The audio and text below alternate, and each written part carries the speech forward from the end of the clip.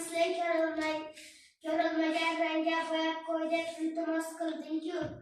Seni hali shoshmay tur, endi biz sen bilan do'st emasmiz. Boshim yumoq, ko'zlarim katta-katta, tirnog'im uzun o'tkir, tumshug'im esa kalta, baquvvat qo'rqmas botir, tunda holga chiqaman, to'ping nomim do'stlarim, boyning o'g'liman ahad.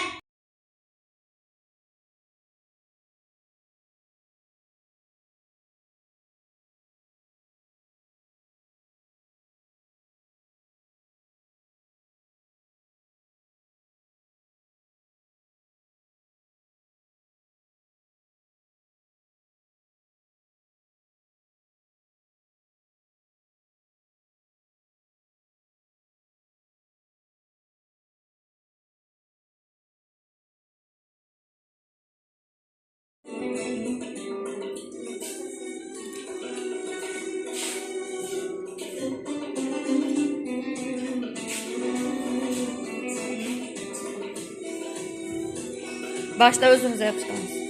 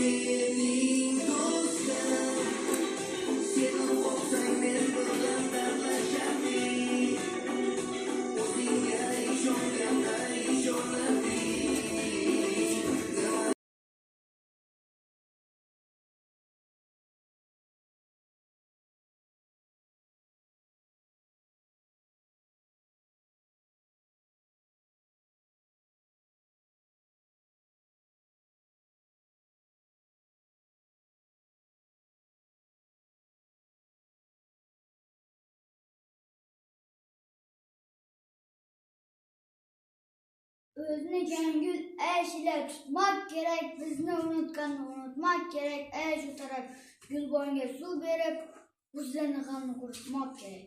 Jonimdan o'zga yora vafodor topmadim, ko'nglimdan o'zga marhamat asror topmadim, jonimdek o'zga jonni dilafkor ko'rmadim, ko'nglim kabi ko'ngilni giriftor topmadim, usruk ko'ziga toki bo'ldi mubtalo hargiz, bu telban yana hushyor topmadim.